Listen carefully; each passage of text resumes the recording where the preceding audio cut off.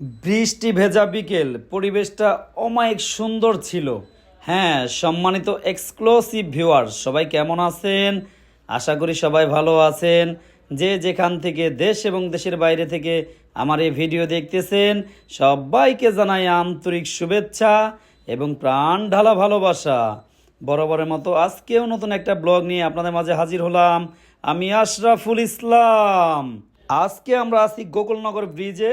এই ব্রিজে একটা ব্লগ করার চেষ্টা করব, দেখবেন, আশা করি ভালো লাগবে। বৃষ্টি ভেজা বিকেল, অলরেডি বৃষ্টি নামতেছে গুড়ি গুড়ি, তার ভিতরে ব্লগ করলাম। অনেক সুন্দর প্রাকৃতিকময় পরিবেশ, এ যেন এক সুন্দর যে নীলাভূমি। আমাদের মানিকগঞ্জ জেলা মানেই সুন্দর, সুন্দর প্রকৃতি। আমি আমার এই পেজের মাধ্যমে মানিকগঞ্জের ইতিহাস, ঐতিহ্য, সাংস্কৃতিক বিভিন্ন বিষয়বস্তু তুলে ধরে থাকি। বিশেষ করে মানিকগঞ্জের সুন্দর সুন্দর পিকনিক স্পট বা সুন্দর প্রাকৃতিকময় পরিবেশ আমি আমার এই পেজের মাধ্যমে তুলে ধরে থাকি। তারই ধারাবাহিকতা সেরকম একটা ব্লগ করলাম, দেখবেন, আশা করি ভালো লাগবে। আকাশে প্রচুর পরিমাণ মেঘ, বৃষ্টি যদিও গুড়ি গুড়ি নামতেছে, হয়তো খুব দ্রুতই জোরে বৃষ্টি নামবে। সেই জন্য খুব বেশি দেরি আমরা এখানে করি নাই, যতটুকু সম্ভব চেষ্টা করছি আপনাদেরকে দেখানোর জন্য।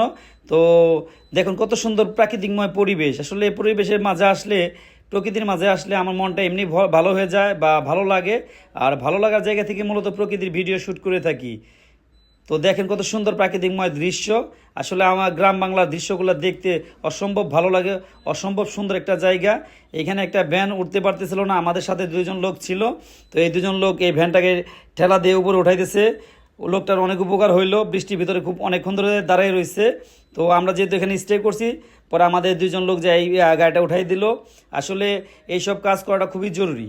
তো যাই হোক, সবাই ভালো থাকবেন, সুস্থ থাকবেন। কোনো এক সময় হয়তো আবার নতুন কোনো ব্লগ নিয়ে আপনাদের মাঝে সামনে হাজির হব। আল্লাহ হাফেজ।